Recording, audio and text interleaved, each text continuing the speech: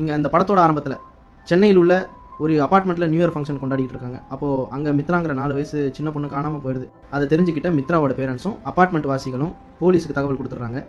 அப்போது அங்கே வந்து பார்த்த போலீஸ் இன்ஸ்பெக்டர் காளிதாஸும் அவருடைய சீனியர் ஆஃபீஸர் வைஷ்ணவியும் அந்த குழந்தையை தேடி அப்பார்ட்மெண்ட் முழுக்க அலைகிறாங்க. அப்போ ஒரு செடிக்கு பக்கத்தில் ஒரு குட்டி நாய் ஒன்று செத்து கிடக்குது. அந்த நாய் குட்டியோட கழுத்தில் மித்ரா வச்சிருந்த நாய் பொம்மையோட கயிறு கட்டப்பட்டிருக்கு. அதை பார்த்து அவங்களுக்கு இந்த நாயோட உரிமையாளர் அந்த மித்ராவை கடத்திருக்கலாமோ அப்படின்னு ஒரு சந்தேகம் ஏற்படுது. அதனால அந்த அப்பார்ட்மெண்ட்டோட செக்யூரிட்டி ரூபாவை கூப்பிட்டு இந்த நாயோட உரிமையாளர் யாருன்னு கேட்டு அவன் தங்கி இருக்கிற பிளாட்டுக்கு போய் அவனை கஸ்டடி எடுத்து விசாரிக்கிறாங்க. அப்போது அவன் நட்ராஜுங்கிற ஒரு மிகப்பெரிய அட்வொகேட்டோட ஜூனியர்னும் அவன் பேரில் 7 வருஷத்துக்கு முன்னாடி நடந்த ஒரு ரேப் அண்ட் மர்டர் கேஸ் இருக்குன்னு அவங்களுக்கு தெரிய வருது. அதை வச்சு மித்ரா இவன் தான் கடத்திருப்பான்னு முடிவு பண்ணி அந்த சின்ன பொண்ணை எங்கேன்னு கேட்டு அவனை அடித்து விசாரிக்கிறாங்க. அந்த நேரம் அங்கே வந்து அவனோட சீனியர் லாயர் நட்ராஜ் இவன் இந்த தப்பை பண்ணியிருக்க மாட்டா அப்படின்னு சொல்லி காளிதாஸோட மேல் அதிகாரிங்க கிட்ட பேசி ஸ்டீபனை வெளியே கூட்டு போயிடுறாரு. அதனால கோபமான ஏசி வைஷ்ணவி ஸ்டீபன் தான் மித்ராவை கடத்திருப்பான்னு முடிவு பண்ணி அவனுக்கு எதிரான சாட்சியங்களை திரட்ட ஆரம்பிக்கிறாங்க.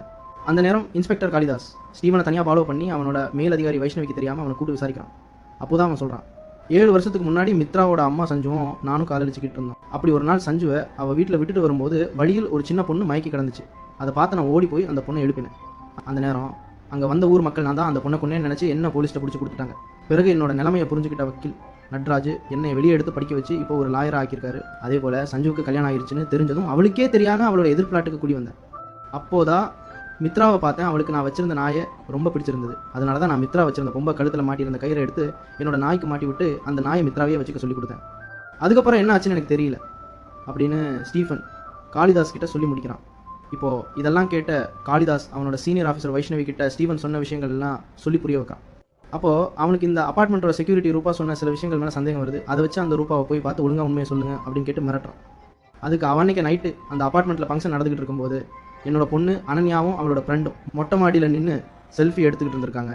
அப்போது அங்கே குடிச்சிக்கிட்டு இருந்த ஒரு பையன் அவனோட நாயை வச்சு அனன்யாவையும் அவளோட ஃப்ரெண்டையும் அம்பளுத்திருக்கா. அதை தெரிஞ்சுக்கிட்டு நான் அந்த பையனை தேடி அவனோட பிளாட்டுக்கு போனேன். அந்த நேரம் ஸ்டீபன்லேருந்து மித்ரா வாங்கிட்டு வந்த நாயை அந்த பையனோட நாயின்னு நினச்சி மித்ரா கிட்டேருந்து வாங்கி மாடியிலேருந்து தூக்கி போட்டுட்டேன். அதை பார்த்த மித்ராவும் அந்த நாய் கூட சேர்ந்து குதிச்சு இறந்துட்டான். அது வெளியே தெரிஞ்சால் என் பொண்ணோட லைஃப் பாதிக்கும். அதனால தான் இதை யாருக்கிட்டையும் சொல்லாமல் மூடி மறைச்சேன் அப்படின்னு சொல்லிக்கிட்டு அனன்யாவோட ரூமுக்குள்ளே போய் தீ வச்சு எரிச்சுக்கிறேன். அதை பார்த்த காளிதாஸ் அந்த கதவை உடைச்சி உள்ளே இருந்த ரூபாவோட பொண்ணு அனன்யாவை மட்டும் காப்பாற்றிட்டு வெளியே வந்துடணும். அந்த நேரம் ஸ்டீஃபன் காளிதாஸுக்கு கால் பண்ணி மீராவோட நாய் பொம்மை ஒன்று இங்கே எனக்கு கிடச்சிது. அதில் இந்த அப்பார்ட்மெண்ட் செக்யூரிட்டியோட பொண்ணு அனன்யா மித்ராவை மாடியிலேருந்து தள்ளி விட்டு கொண்டது மாதிரி இந்த பொம்மையில் ரெக்கார்ட் ஆகிருக்கு அப்படின்னு சொல்கிறான். அப்போ தான் அவனுக்கு தெரிய வருது ரூபா பண்ணதாக சொன்ன எல்லா விஷயங்களும் அனன்யா தான் பண்ணியிருக்காங்க. அது தெரிஞ்சதும் காளிதாஸ் ரொம்ப ஷாக் ஆகி அனன்யாவை திரும்பி பார்க்குறான். அதோட இந்த படமும் முடியுது.